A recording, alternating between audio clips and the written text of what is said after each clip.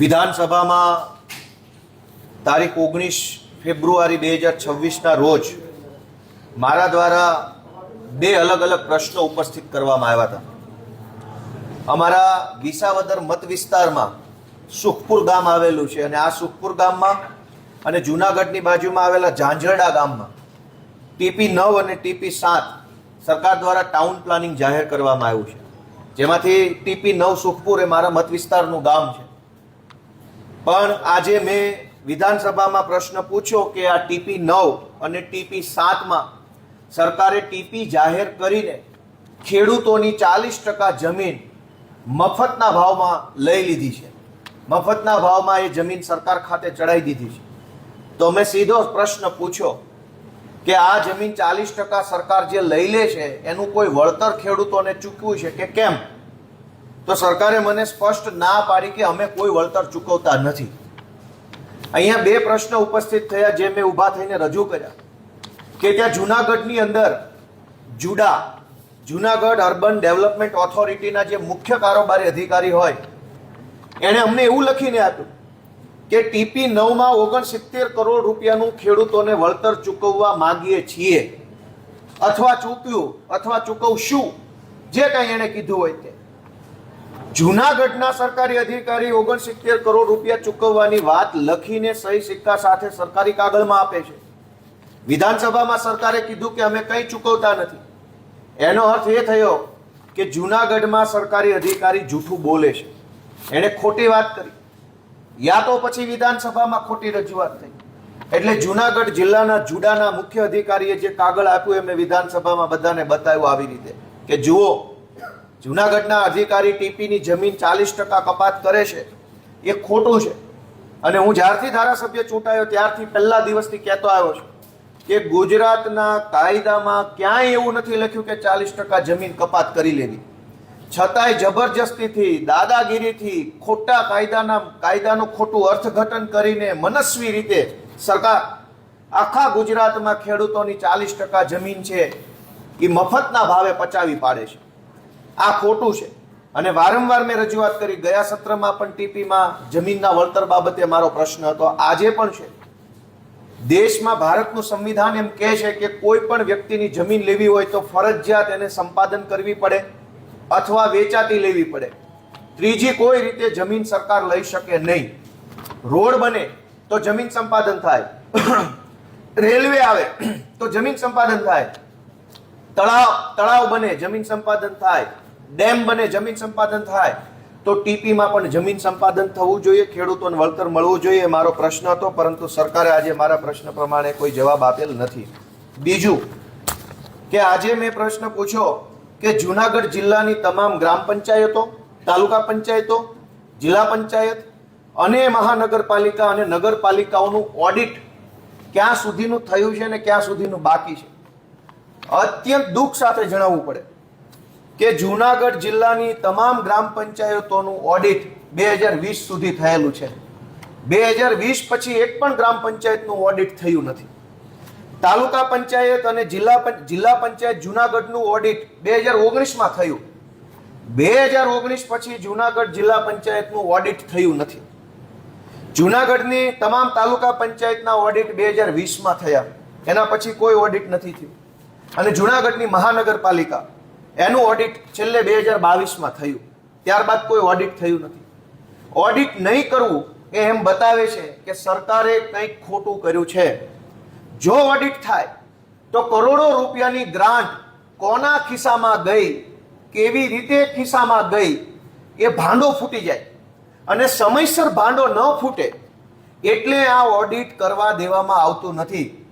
કેગના report ઉપર report આવે છે દર વર્ષે. ભારત સરકારની બંધારણીય સંસ્થા છે CAG, કમ્પ્ટ્રોલર એન્ડ ઓડિટર જનરલ, એ કહે છે કે સ્થાનિક સ્વરાજની સંસ્થાઓનું ઓડિટ સમયસર નહીં થવાના કારણે સ્થાનિક સ્વરાજની સંસ્થામાં ગડબડ, ગોટાળો, કૌભાંડ, ભ્રષ્ટાચાર વધ્યો છે. અને એટલે જ નગરપાલિકાઓ, ગ્રામ પંચાયતો, તાલુકા પંચાયતો ખાડે ગઈ છે. ગુજરાતની અનેક નગરપાલિકાઓ પાસે લાઇટ બિલ ભરવાના પૈસા નથી. શું કામ? કે સમયસર ઓડિટ નથી થતું. ઓડિટ કેમ નથી થતું? સરકારના પૈસા ભાજપના ચૂંટાયેલા માણસો પોતાના ખિસ્સામાં નાખી દે છે અને ઓડિટમાં પકડાઈ ન જાય એટલે ઓડિટ નથી થવા દેતા. આ અત્યંત ગંભીર બાબત આજે વિધાનસભામાંથી સામે આવી છે. તમે કલ્પના કરો કે તમે કોઈ કંપની ચલાવતા હો, પ્રાઇવેટ કંપની, અને ઇન્કમ ટેક્સ એક્ટ પ્રમાણે તમે તમારી કંપનીનું 10-10 વર્ષ સુધી ઓડિટ ન કરાવો તો શું થાય આ દેશમાં? તમારી પ્રાઇવેટ કંપનીનું ઓડિટ સમયસર ભારત સરકાર કરાવે છે, ગુજરાતની સરકાર કરાવે છે. જીએસટી ભરનારા વેપારીઓના જીએસટીનું ઓડિટ ફરજિયાત કરાવે છે, સમયસર કરાવે છે. પણ સરકારી પૈસા જે તાલુકા, જિલ્લા પંચાયતોમાં, નગરપાલિકા, મહાનગરમાં જાય છે એનું ઓડિટ કેમ નથી કરાવવામાં આવતું? કંપનીઓના ઓડિટ થાય, ફેક્ટરીઓના ઓડિટ થાય, સંસ્થાઓના ઓડિટ થાય. સરકાર પોતાનું ઓડિટ નહીં કરે, કેમ કે ઓડિટ કરે તો ભાજપના લોકો તાલુકા પંચાયત, ગ્રામ પંચાયત, નગરપાલિકામાં શું ખેલ કરી રહ્યા છે, કેવી રીતે પૈસા છાપી રહ્યા છે અને ખિસ્સામાં ભરી રહ્યા છે એ ખુલ્લું પડી જાય એમ છે. આજે વિધાનસભામાંથી સ્પષ્ટ થયું કે 2020 પછી આખા જુનાગઢ જિલ્લામાં ક્યાંય મહાનગરપાલિકાને બાદ કરતા ઓડિટ થયેલ નથી. ત્યારબાદ આજે ગુજરાતના માનનીય રાજ્યપાલ મહોદયશ્રીએ જે બજેટ સત્રના શરૂઆતમાં વક્તવ્ય આપ્યું હતું એ વક્તવ્ય ઉપર આભાર પ્રસ્તાવ આવ્યો હતો અને આભાર પ્રસ્તાવ ઉપર ચર્ચા કરવા માટે આજે મારો વારો હતો. હું બોલવા ઊભો થયો અને મેં મારા બોલવાની શરૂઆત કડદા પ્રથાથી કરી કે રાજ્યપાલશ્રીએ ગૃહને એવું જણાવ્યું કે સરકાર ખેડૂતો માટે ખૂબ કામ કરે છે, પણ કડદા કરનારાઓના બદલે કડદાની વિરુદ્ધમાં જાનારા લોકોને જેલમાં પૂરે છે સરકાર. આ વાત મેં જ્યારે કરી તો ભાજપના લોકોએ મારો વિરોધ ચાલુ કર્યો અને મારા વિરોધ કરી મારા વક્તવ્યને અટકાવવાની કોશિશ કરી. એટલે મેં આગળ જણાવ્યું કે પંજાબમાં આમ આદમી પાર્ટીની સરકાર ખેડૂતોને દિવસે અને મફત વીજળી આપે છે, તો ગુજરાતની સરકાર ખેડૂતોની હામી હોય તો ગુજરાતના ખેડૂતોને શા માટે દિવસે અને મફત વીજળી નથી મળતી? આ સાથે ગુજરાતના ખેડૂતોના ખેતરમાં જબરજસ્તીથી ટ્રાન્સમિશન લાઇનના થાંભલાઓ નાખવામાં આવે છે મોટી મોટી કંપનીઓ દ્વારા. એનો મુદ્દો મેં ઉપસ્થિત કરવા બોલવાની શરૂઆત કરી તો ભાજપવાળાએ મારો વિરોધ કર્યો, મારું ભાષણ અટકાવ્યું, હોહૈસો કર્યો ગૃહની અંદર અને મને બોલવા ન દીધો.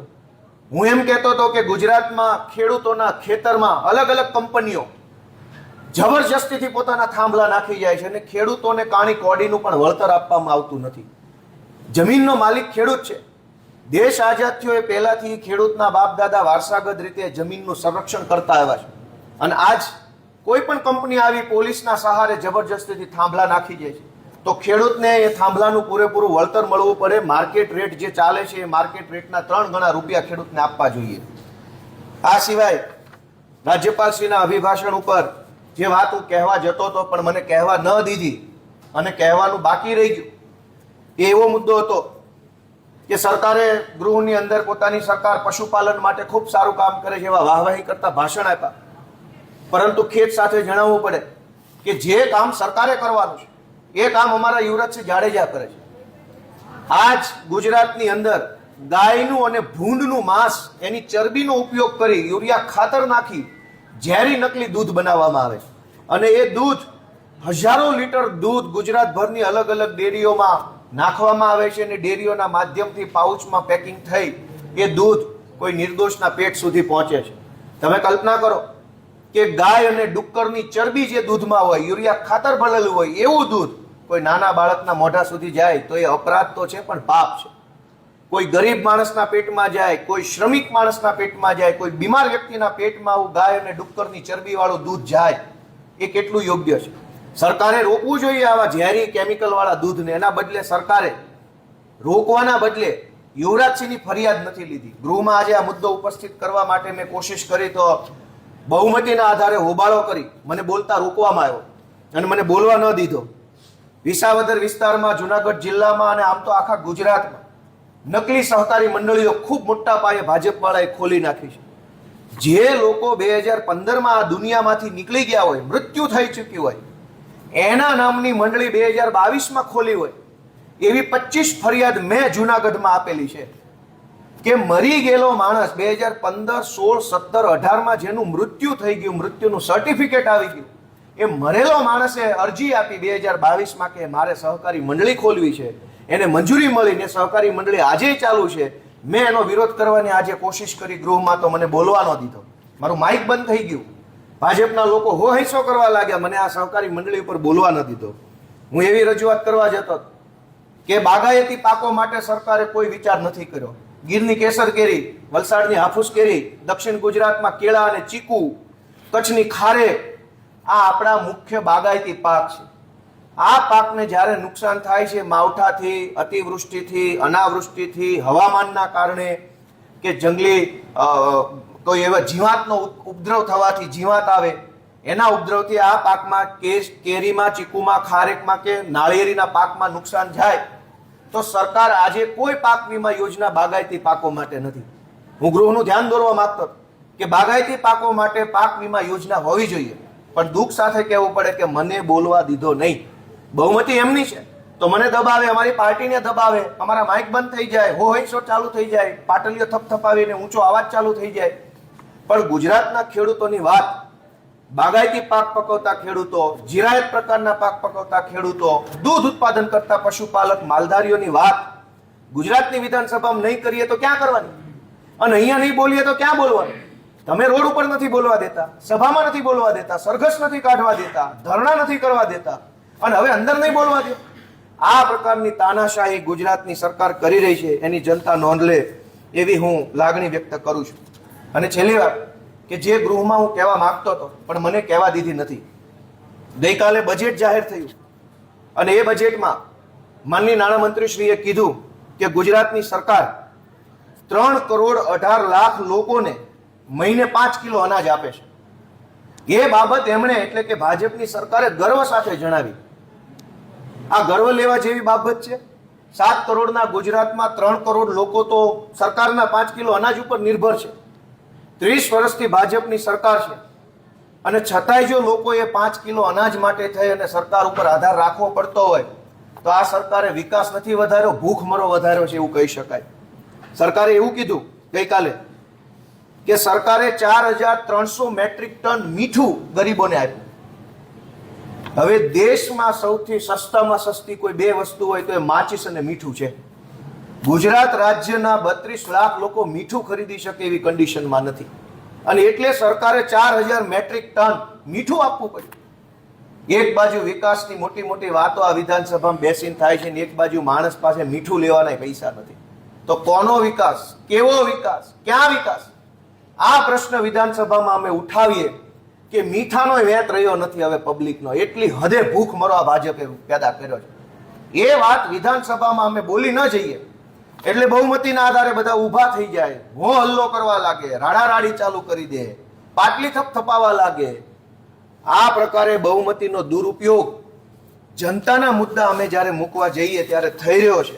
અમે ખેડૂતોના, પશુપાલકોના, ગામડાના, પંચાયતોના, શહેરોના, યુવાનોના, આંગણવાડીની બહેનોના મુદ્દા મૂકીએ છીએ અને અમે નહીં મૂકીએ તો કોણ મૂકશે? ભાજપના નેતાઓએ તો સ્ક્રિપ્ટ વાંચવાની હોય છે, એને બોલવાનો હક નથી ગૃહમાં. એને તો જે સ્ક્રિપ્ટ પાર્ટી કાર્યાલયથી આવી એ માનની કરીને વાંચી જાય છે. અમને જનતાએ જવાબદારી સોંપી છે કે ગુજરાતના છેવાડાના કોઈ પણ માણસ, કોઈ પણ જ્ઞાતિ, કોઈ પણ ધર્મ, કોઈ પણ જિલ્લાના વ્યક્તિનો પ્રશ્ન વિધાનસભામાં મૂકવો એ જવાબદારી અમને સોંપી છે જનતાએ અને અમે જવાબદારી નિભાવી રહ્યા છીએ. એ બાબતનો અમને ગર્વ છે. સાથે સાથે અમને અમારી જવાબદારી નિભાવતા ભાજપ રોકે છે એ બાબતનો ખેદ છે. Thank you.